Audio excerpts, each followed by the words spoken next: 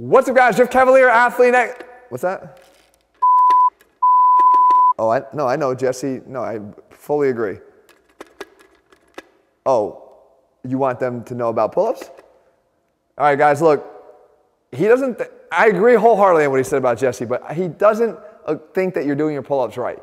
So what I want to do is I tend to agree. I think that pull-ups are one of those things that are very challenging. They're an enigma, really, because they look so easy when people know how to do them, and it can be so damn hard when you don't know how to do them. But we can make it all easy here today because I'm putting out the official pull-up checklist. What I want to do is I want to show you guys exactly how to do it by covering some of the prerequisites that are going to make it a lot easier for you to do right now if you focus on these things. Number two, the setup. Everything in the setup will determine how the rep itself goes. So if you get these things right, I promise you'll get better at them as well. And then finally, the actual rep. How you perform the exercise itself is going to make a big difference in how well you do them, okay? And finally, one giant caveat that you're going to want to make sure you pay attention to as it relates to the impact this exercise can have on your shoulder in a bad way if you don't do them correctly. So with that being said, let's start breaking them down one by one with the help of Raymond, the checklist.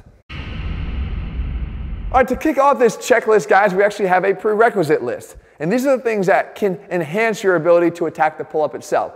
I want you working on these things because they're going to have an amazing transfer over to your ability to do pull-ups. And the first thing is having stronger abs. Now, guys, I've relayed this story many times here before. When I had my hernia surgery, the most difficult thing for me to do was not to do a plank or to do a crunch or any direct ab exercise. As a matter of fact, I was doing that a couple days after surgery. What I wasn't able to do, though, even months after the surgery, was hang from a bar and keep my body still, because your abs are heavily relied on to create stability and stillness under the bar when you hang on it. So what you need to do is start to incorporate more hanging ab exercises into your routine to start to strengthen your abs in that environment, which is going to have a tremendous transfer right over to the pull-up when you decide to do them.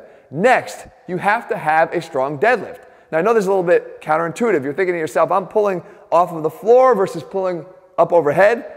Well, the point is you're pulling in both environments, and the stronger you are at pulling, the better you're going to be. I put together a complete deadlift checklist video that you're going to want to check out that covers exactly how to perform the deadlift for maximizing your strength and getting the most out of that lift. I promise you, as you watch your deadlift numbers increase, your ability to do more and more pull-ups will go up as well.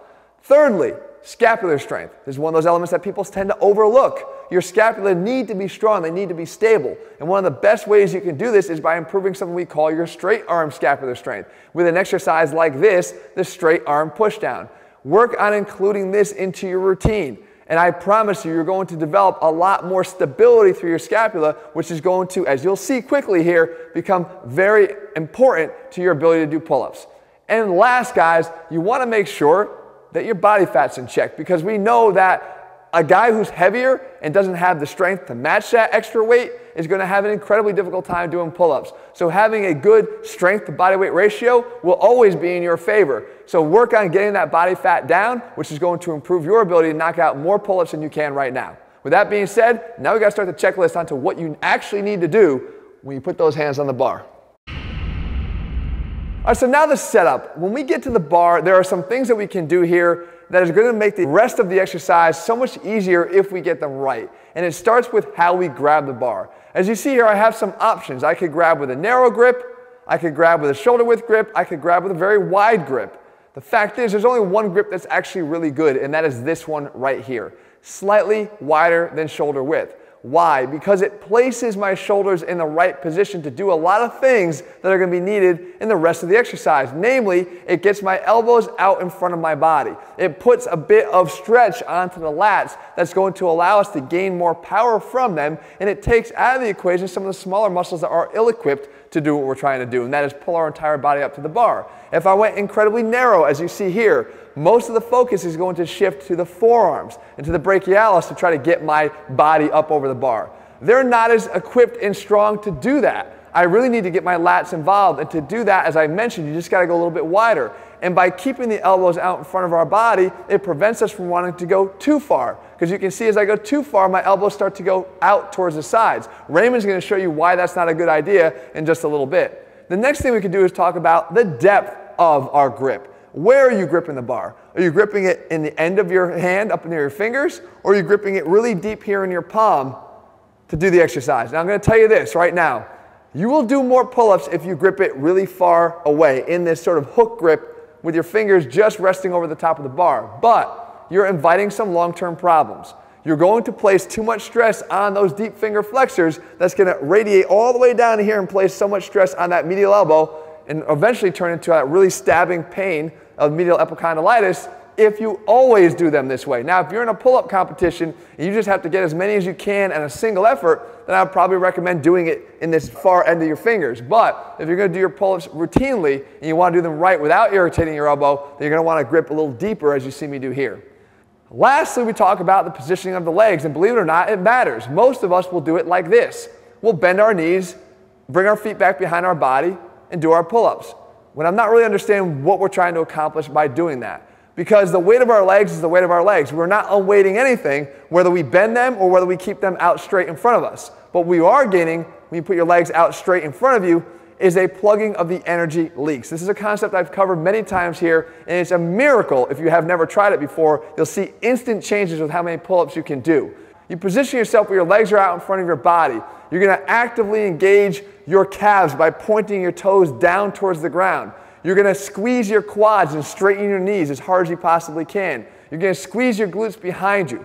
You're going to tighten your abs as well. All of these things now tighten. You're actually plugging all the potential places where the force that you're going to generate down through the bar can leak out of, realizing that your whole body is one kinetic chain with that energy flowing up and down. If you plug those, there's nowhere else for that energy to go, then right back up into the bar, down through your arms, and execute it in a better performed pull-up. You'll see instant strength increases if you do what I'm doing here. You get those legs out in front of your body, you stay tight, you stay straight. This is going to help you tremendously. All right, so now it's go time. It's time to do your repetition. The thing you want to do first and foremost is look up. Look right at the bar. Guys, if you're looking where you're going, you're going to get there faster, right? But don't mislead yourself into thinking that your eyes are the target for the bar. You still need to get that bar at least to your chin, if not to your sternum. But if you look in that direction, it's going to give you that target. It's going to help you to visually set that goal and get there easier. The next thing is now you're going to initiate. And when you do, I want you to squeeze. I want you to squeeze the bar, but not just through the entire hand. I want you to focus on squeezing through these two fingers right here. Your ring finger and your pinky finger. Why? Because those are the two weakest fingers in your grip. And if you can squeeze and consciously squeeze down through the weaker fingers, you're going to bring the rest of the grip along for the ride. And a stronger grip and the ability to exert force into a grip, into the bar, is going to initiate the process of pulling with a good strong force downward to get your body up. So I want you guys to make sure that you're doing that. Now, what is the mindset here? Don't think about pulling your body up to the bar. I always say think about pulling the bar down to your body. But while you're doing it, I want you to attack the bar with your chest. Meaning, as you go in this direction, reach for it with your chest. Open your chest up. This does something incredibly important. It establishes thoracic extension. Thoracic extension is not only going to make this repetition easier, but it's going to actually increase the safety of this exercise when it comes to your shoulder, which leads us to our final caveat. All right, so that brings us to this sort of controversial point when it comes to the pull-up. And I'm going to give you guys the best advice I think I can. Do you need to go full out dead hang on every pull-up rep? Yes, you should. That means you should straighten your elbows, if your elbows allow you to, on every single repetition. But that does not mean that you should do this.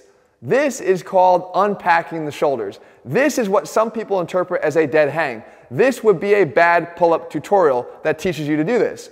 Why? Because this is actually destabilizing your shoulder in a pretty bad way. And dead hang does not mean destabilize. And that's what I talked about Raymond helping us out here and why it's so important to get into that mindset of attacking the bar with your sternum to get into that thoracic extension. Let me explain. So when I go here into this dead hang position, I raise my arm up overhead. When there's no engagement at all of the muscles here of your upper torso and back, you get this traction stress up here on your arm.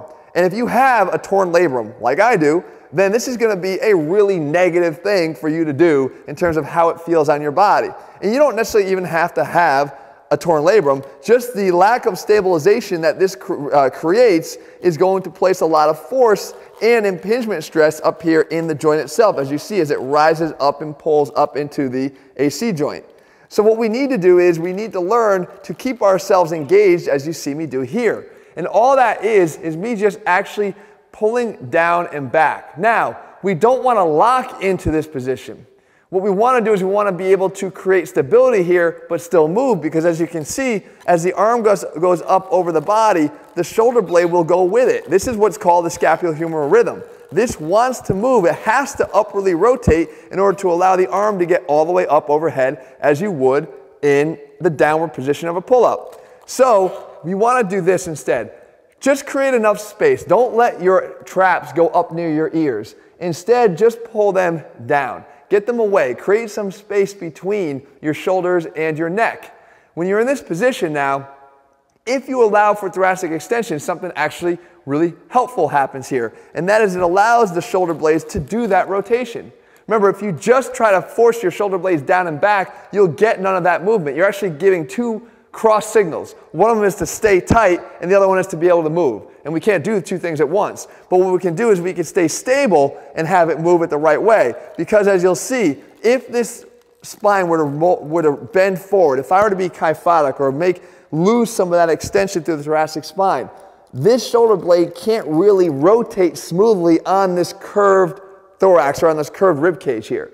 But when I get nice and straight, if I come up straight here, now you can see the amount of play that's available here in the scapula for rotation. Again, if I move forward, it doesn't want to move as much. It's locked in place here in terms of how much it can rotate, and just getting myself up straight, you can see how much more play I get around the scapula. So that is the most important thing, guys. Don't trick yourself into thinking that getting completely lax at the bottom of pull-up is a good thing. Get straight at the elbows, keep the tightness there, keep the stability, and then allow that extension through the thoracic spine to still allow for the movement that's going to be required to execute the pull-up properly every single time. All right, guys, so there you have it, the official pull-up checklist, hopefully now allowing you to do not just more pull-ups, but to do them correctly every single time. If you missed the others in the checklist series, guys, make sure you click on these and watch them. I'll actually link them at the end of the video. In the meantime, if you're looking for programs where we put the science back in strength, as you can see, how we do what we do actually matters, and it helps us to get to where we want to be a lot faster when you do those things right. All that's worked into every program we have over at ATHLEAN-X.com. If you found the video helpful, leave your comments and thumbs up below. Let me know what I want to cover. I'll do my best to do that for you. If you haven't already done so, guys, click subscribe and turn on those notifications so you never miss a video when we put one out. All right, guys, see you soon.